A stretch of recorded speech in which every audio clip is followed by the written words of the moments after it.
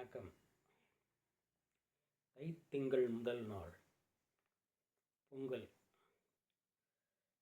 தமிழர்களின் பெரும் நாள், விவசாயிகளின் பெரும் நாள், சூரிய பகவானுக்கு நன்றி சொல்லும் நாள். இப்படி சொல்லிக்கொண்டே போகலாம். அருமையான இந்த தைத்திங்கள் முதல் நாள் 2 நாளுக்கு முன்னால் போகி பண்டிகை என்பார்கள். அன்று வீட்டையெல்லாம் சுத்தம் செய்து வீட்டில் உள்ள கழிவுப் பொருட்களை எல்லாத்தையுமே, தேவையில்லாத பொருட்கள் எல்லாத்தையுமே வெளியே சாம்பலாக்கி எரித்து விடுவார்கள். போகி பண்டிகை அதனுடைய உண்மையான அர்த்தம் மனிதனோட மனதில் உள்ள அத்தனை குறைகளை, தேவையில்லாத சிந்தனைகளை, தேவையில்லாத கோபதாபங்கள், விரோதங்கள் அனைத்தையும் தீயில் இட்டு பொசுக்க வேண்டும் என்பதே இந்த போகி பண்டிகையின் உண்மையான செய்தி. அது சொல்லும் செய்தி அதுதான். இந்த போகி பண்டிகைக்கு முன்பே வீட்டிற்கு வெள்ளை அடிப்பார்கள், வீட்டை சுத்தம் செய்வார்கள். வீட்டிற்கு வெள்ளை அடிப்பது என்பது புறத்தில் வீடு, அகத்தில் நமது மனிதனுக்கு மனதை சுத்தமாக வைப்பது, மனதை வெள்ளையாக வைப்பது. இதுவே வீட்டிற்கு வெள்ளை அடிப்பது அதனுடைய தான்பீகம். தைப்பொங்கல் வந்து இரவு கருத்துக்கள் கூறும், ஆன்மீக கருத்தும் கூறும். விவசாயிகளுக்கு நன்றி சொல்வதும், விவசாயிகள் இறைவனுக்கு, சூரிய பகவானுக்கு நன்றி சொல்வதும் பொருந்தும்.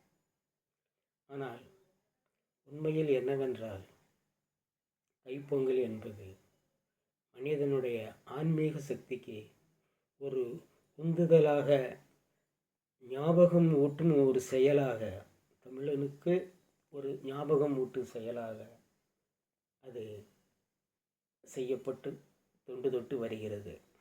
ஆனால் நாம் அதை ஒரு பொழுதுபோக்காகவோ நன்றி சொல்லும் நாள் என்று மட்டுமே இதை எடுத்துக்கொண்டிருக்கிறோம்.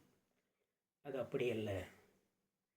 மனிதன் தன்னைத்தான் சுத்தப்படுத்தி, தன்னைத்தான் ஞான வழிக்கு கொண்டு செல்ல, சரிகை, கிரிகை, யோகம், ஞானம் என்ற 3 வழிகளில் சென்று ஞானத்தை அடைந்து, சுத்த ஞானத்தை அடைந்து, இறைகதி அடையவே, பரமபதம் அடையவே அந்த தைப்பொங்கல் திருநாள் வருகிறது. அது ஒரு வருடம் அல்ல. இந்த வருடம் போனால் தைப்பொங்கல் என்றால் என்ன என்பதை புரிந்து கொண்டு அடுத்த வருடமும் அதே தைப்பொங்கல் வரும். இந்த வருடமாவது இவன் திருந்தி வாழ்க்கை என்றால் என்ன, ஞானம் என்றால் என்ன என்பதை ஏற்றுக்கொள்வதற்கு ஏற்றவாறே இந்த தைப்பொங்கல் திருநாள் வருடந்தோறும் வருகிறது. ஆனால் அதனுடைய உண்மையான விளக்கங்களை நான் சொல்ல இருக்கிறேன். பொறுமையாக தான் கேட்கணும். சொல்லிட்டேன். வீடுகளுக்கு வெள்ளை அடிக்கிறது, மாவிலை தோரணம் கட்டுவது, வீட்டு வாசலை சுத்தமாக வைப்பது, கோலமிடுவது, தேவை அனைத்துமே பொங்கலுக்கு முன்பு செய்வது. அதற்கு முன்பு போகி பண்டிகை, அதற்கும் விளக்கம் சொல்லியாகிவிட்டது. காலையில் எழுந்தாச்சு, தைப்பொங்கல். காலையில் 3 மணியிலிருந்து பொங்கல் விடலாம் அப்படின்னு சொல்லி ஒவ்வொருத்தரும் சொல்லுவாங்க. சூரியன் வெளிப்பதற்கு முன், சூரியன் எழுந்து வருவதற்கு முன் நாம் எழுந்து பொங்கல் விடுவது சுத்தம் அப்படின்னு சொல்லுவாங்க. ரொம்ப நல்லது அப்படின்னு சொல்லுவாங்க. இதில் என்ன அப்படின்னாச்சுன்னா, முறை அப்படின்னு ஒன்று இருக்குது. எப்படி பொங்கல் விடணும் அப்படிங்கிற ஒரு முறை இருக்கிறது. நான் சொல்ல வந்தது கிராமத்தில் உள்ள பொங்கல் மட்டும்தான். நகரத்தில் உள்ள பொங்கலை பற்றி, அதாவது இந்த எண்ணெய் அடுப்பு, ஸ்டவ் அடுப்பில் வச்சு அவங்க சூழ்நிலைக்கு ஏற்ற மாதிரி செய்வாங்க. ஏன்னா இது ஆண்டாண்டு காலமாக கிராமத்தில் இந்தியெல்லாம் கிடையாது, கேஸ் ஸ்டவ்வோ மண்ணெண்ணெய் ஸ்டவ்வெல்லாம் கிடையாது. அப்போ உள்ள சூழ்நிலைக்கு ஏற்றவாறு என்ன செய்தார்கள், ஏது செய்தார்கள், எப்படி செய்தார்கள் என்பதை கிராமத்து பாணியிலே நான் அதை விளக்க இருக்கிறேன். ஒவ்வொன்றுக்கும் உங்களுக்கு அர்த்தம் சொல்லவும் நான் விளைகிறேன். பொங்கல் வைப்பதற்கு 3 கட்டிகள் தேவை. சிலர் செங்கலை உபயோகிக்கின்றார்கள். சிலர் சிமெண்டினால் செய்த கட்டிகளை உபயோகிக்கிறார்கள். 3 கட்டிகளும் உபயோகிக்கலாம், 5 கட்டிகளையும் உபயோகிக்கலாம். இந்த 3 கட்டிகள் என்பது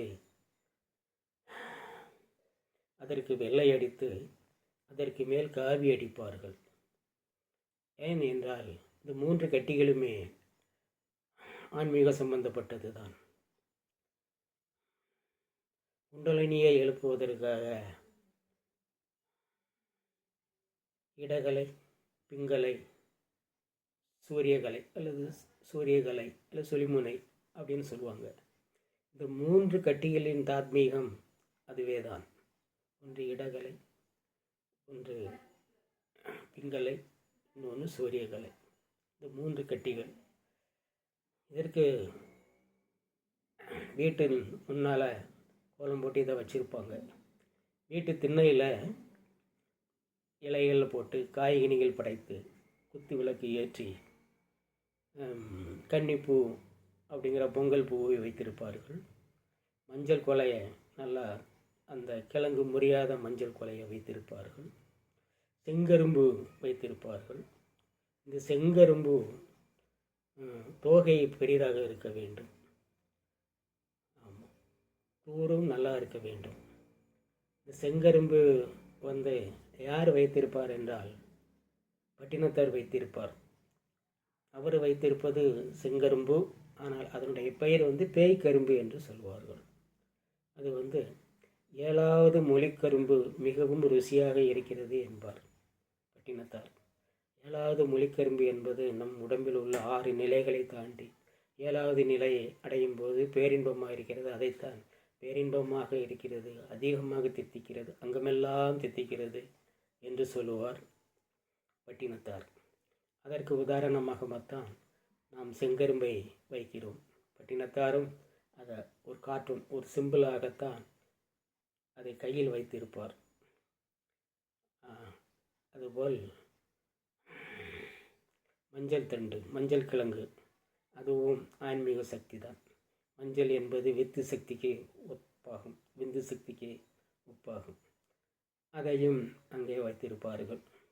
விளக்கை ஏற்றி இறைவன் வருகிறான் அப்படிங்கிறதுக்கு சூரிய பகவானுக்கு நன்றி சொல்வது போலவும், ஆன்மீகத்தில் இறைவன் நமக்கு குண்டலினி சக்தியை இயக்கி விடுகிறான் என்ற ஒரு வாசல் திறப்பதற்கு ஏற்றவாறே அந்த குத்து விளக்கு ஏற்றி வைத்து நெற்நாளி அது அரிசி வைக்கலாம், பச்சரிசி வைக்கலாம், அல்லது நிறைய நெல் வைக்கலாம்.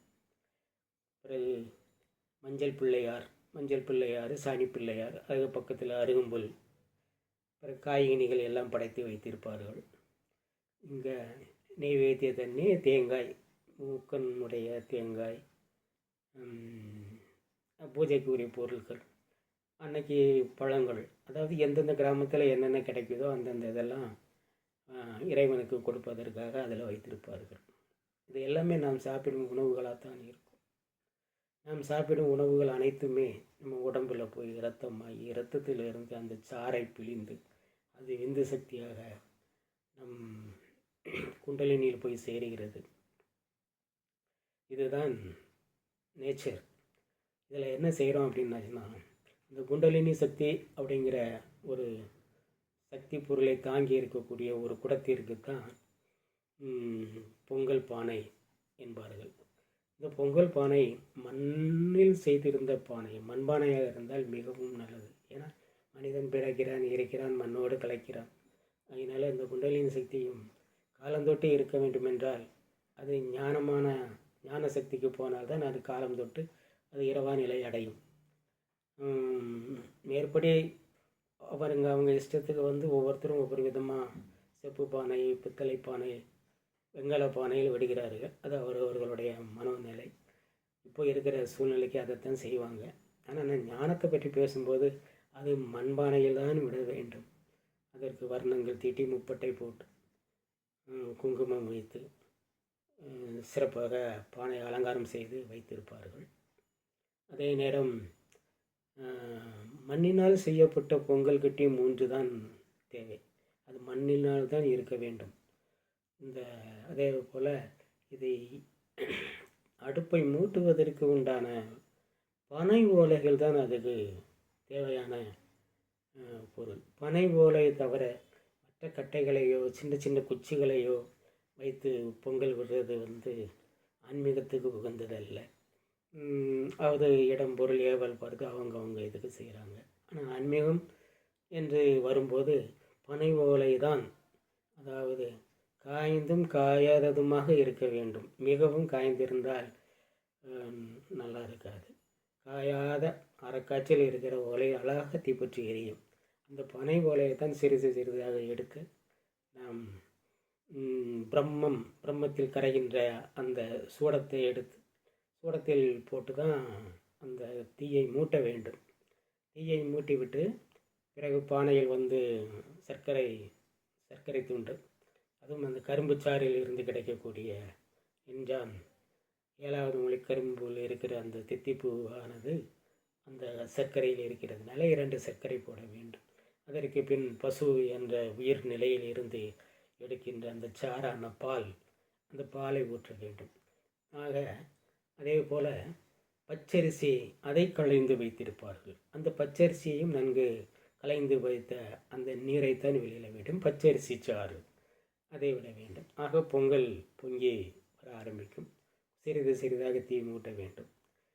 மூட்ட பால் பொங்கி கிழக்கு முகமாக வருகிறதா மேற்கு முகமாக வருகிறதா என்று எல்லாருமே ஆவலோடு பார்ப்பார்கள். கிழக்கு முகமாக குண்டலினி சக்தி வந்தால் சூரியகலைக்கு நல்லது. ஏன்னா மேற்கு முகமாக வந்தாச்சுன்னா சந்திரகலைக்கு நல்லது. சூரியகலையில் பொங்கியது சூரியன் வலதுகலை இடகலை அப்படிங்கிறது, சூரியகலைங்கிறது வலதுகண், இடதுகலைங்கிறது சந்திரன், அதாவது இடதுகண். சுழிமுனை அப்படிங்கிறது நெற்றி பூர்வ முத்தி. மொத்தமாக வளைந்தால் எல்லா சகல பாக்கியமும் கிடைக்கும் என்பது ஒரு ஐதீகம். சூரியகலைகள் வந்தால் நினைத்ததெல்லாம் நடக்கும், அதாவது கிழக்கு முகமாக பொங்கினால். சந்திரகலையில் மேற்கு முகமாக பொங்கினால் நல்லது நடந்து கொண்டே இருக்கும், பிரமாதமாக அவ்வளவு விசேஷமாக இருக்காது. சூரியகலையில் சிந்தினால் தான் கிழக்கு முகமாக பால் பொங்கிய என்றால் அனைவரும் மிகவும் சந்தோஷப்படுவார்கள். ஆக மொத்தமாக அந்த குண்டலினி சக்தியை எழுப்புவதற்கு உதாரணமாகத்தான் பால் பொங்கி வருகிறது என்று சொல்லுவார்கள். பால் பொங்கி விட்டது. பால் பொங்கி விட்ட பிறகு இந்த பனை ஓலையை முக்கியத்தை நான் சொல்லணும். பனை என்றாலே அம்பாள் என்று பொருள். அம்பாளோட சக்தி பொருள் தான் நாம் குடிக்கிற பதநீர், கள், இது எல்லாமே அம்பாளினோட இது. ஆக சக்தி எங்கேருந்து வெளியில் வரணும் அப்படின்னாச்சுன்னா அம்பாளோட சக்தி தானே. சக்தி என்றாலே அம்பாள் தானே. அதனால தான் அந்த பனை ஓலை மிகவும் பிரசித்தி பெற்ற இதாக இருக்கிறது. முக்கியமாக அதை வைத்து தான் நெருப்பை மூட்ட வேண்டும். அதுதான் குண்டலினி சக்தி இயக்கத்திற்கு நல்லாக இருக்கும் அப்படிங்கிற மாதிரி சொல்லுவாங்க. ஆக குண்டலினி சக்தியை எழுப்பி விட்டாகிவிட்டது. அது என்ன செய்யும்? குண்டலினி சக்தி சிரசுக்கு செல்லும். சிரசுக்கு சென்று அங்கே அபிஷேகமாகும். லிங்கமெல்லாம் இருக்குது, அப்படின்லாம் இருக்குது, பாதங்கள் இருக்கிறது. எந்தெந்த சாமி இருக்குதோ அங்கே அபிஷேகங்கள் ஆகும். இதுதான் உண்மை. அந்த பொங்கி வரும்போது அந்த சக்தியாகிய அந்த மஞ்சள் குலை இருக்கு இல்லையா, அந்த மஞ்சள் குலையை கொண்டு கட்டுவாங்க. அந்த பானை பொங்கி வந்த பானையில் அந்த கழுத்து பகுதியில் கட்டி அது அங்கேயே நிற்குமாறு, அந்த பொங்கல் அங்கேயே நிற்குமாறு கட்டுவாங்க.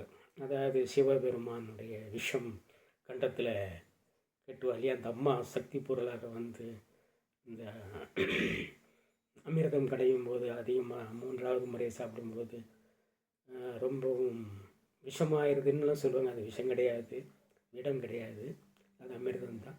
கழுத்தை பிடிக்காங்க இல்லையா, அது மாதிரி அந்த அமிர்தம் பொங்கி வரும்போது அந்த கழுத்தில் அதை கட்டுவார்கள். மஞ்சள் இதில் என்ன அப்படின்னாச்சுன்னா அது அப்படியே இருக்கும்.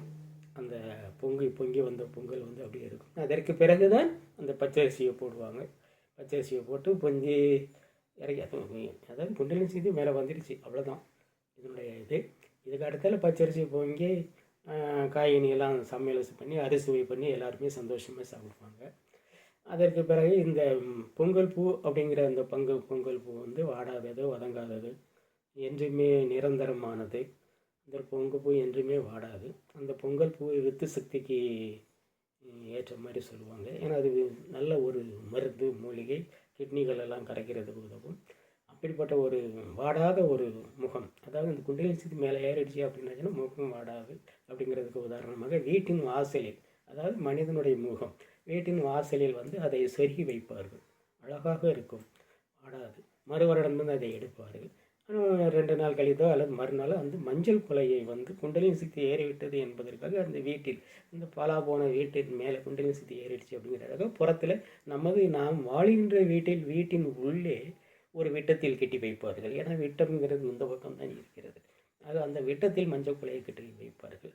அந்த மஞ்சள் வந்து அந்த மஞ்சள் கிழங்கு வந்து காற்றில் அப்படியே வளரும். அதுபோல் ஞான சக்தி நமக்கு உள்ளுக்குள்ளே வளர்ந்து கொண்டே இருக்கும். இதுதான் பொங்கலோடைய தமிழன் கண்டுபிடிச்ச ஒரு பெரிய ஒரு இது. ஆனால் நம்ம புறத்தில் வந்து சூரிய பகவானுக்கு அப்படின்னு சொல்லி நம்ம வணங்கி வந்துக்கிட்டு இருக்கிறோம். அதுலேயும் தவறில்லை, அது உண்மைதான். விவசாயம் என்பதே உழுவும்,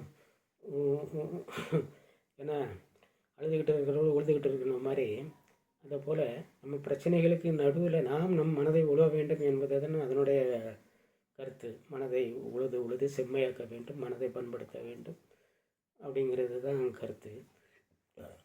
அந்த மஞ்சளை அங்கே கட்டியாச்சு. ஆனால் மறுநாள் வந்து இறைவனை காணும் நாள் தான் காணும் பொங்கல் அப்படிம்பாங்க. காணும் பொங்கலுங்கிறது வந்து இந்த பேரின்பத்தை காணுகின்ற ஒரு சூழ்நிலையில் சொந்த பந்தங்கள் எல்லாம் பார்க்குறது, இயற்கை காட்சிகளை பார்க்குறது, இது எல்லாமே இறைவனை நாம் கண்டுகொண்டதாக இயற்கை காட்சிகளை பார்க்கும்போது மனசுக்கு திருப்தியாக இருக்கும். ஆக காணும் பொங்கல் இது மிகவும் சந்தோஷமான பொங்கல்.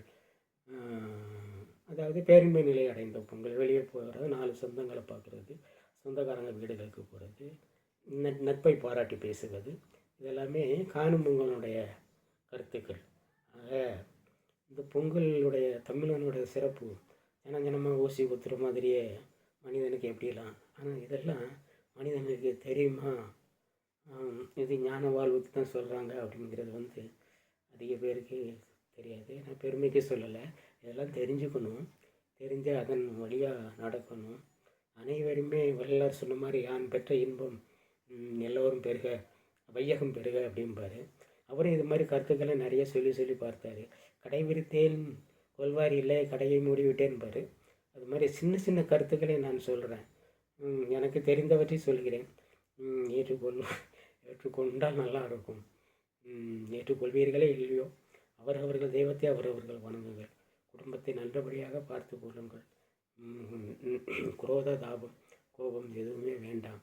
வாழ்வது சிறிது நாள், சிறப்பாக வாழ்ந்துவிட்டு நமது தமிழர்களை போற்றி, தமிழர்களுடைய ஆதி தெய்வங்களை போற்றி வணங்குவோம். அடுத்தால ஜல்லிக்கட்டுன்னு ஒன்று இருக்குது. அதையும் ஒரு சின்ன விளக்கம் சொல்லிடுறேங்க. ஜல்லிக்கட்டு அப்படிங்கிறது வந்து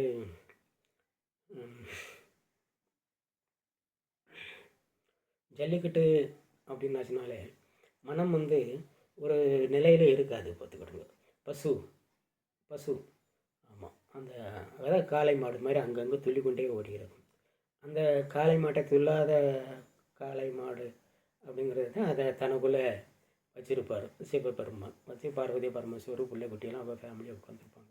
அந்த காளை மாட்டை அடக்கிறது தான் ஜல்லிக்கட்டு அப்படின்னு பேர். இந்த ஜல்லிக்கட்டை அடக்கிட்டோம் அப்படின்னாச்சுன்னா பரிசு கொடுப்பாங்க. பரிசுங்கிறது வந்து மனதை அடக்கினாச்சுன்னா பரமாத்மாவோ இறைவனோ வந்து நமக்கு நல்ல செய்திகளை தருவது, இதுவே வந்து பரிசுகளை கொடுப்பது. அதற்கு உதாரணமாக இது வந்து இப்போ மதுரையில் நடக்கிறது, எல்லா பக்கமும் நடக்கிறது வந்து ஜல்லிக்கட்டு அப்படிங்கிறாங்க.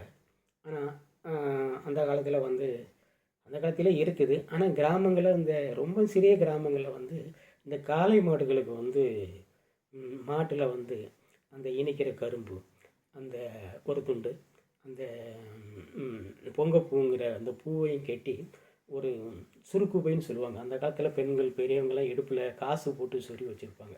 அந்த சுருக்கு பையதில் கொஞ்சம் காசு போட்டு வச்சுருப்பாங்க. அந்த காசுக்கு பேர் சல்லின்னு பேர், ஜல்லி. ஜல்லி கிடையாது, சல்லி. சல்லி காசு போட்டு வச்சுருப்பாங்க. போட்டு அந்த காளமாட்டு கழுத்தில் கட்டி விட்டுருவாங்க.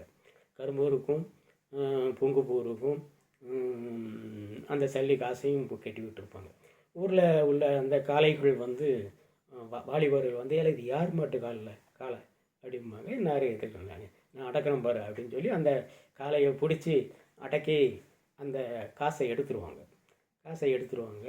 அந்த கரும்பை சாப்பிடுவாங்க, அந்த பொங்குப்பூவை எடுத்துருவாங்க.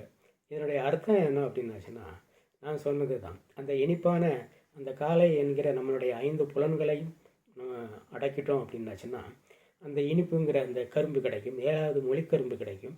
அப்புறம் முகம் வாடாது என்பதற்கு அந்த முகம் வாடாது, உள்ளமும் வாடாது, முகம் தேஜஸாக இருக்கும், நாமும் நல்லா இருப்போம் அப்படிங்கிறத காமிக்கிறதுக்கு என்றும் வாடாத அந்த விந்து சக்தி, அந்த விந்து மேலே வந்த அந்த விந்து சக்தியை காமிக்கிறதுக்கு தான் அந்த பொங்குப்பூ.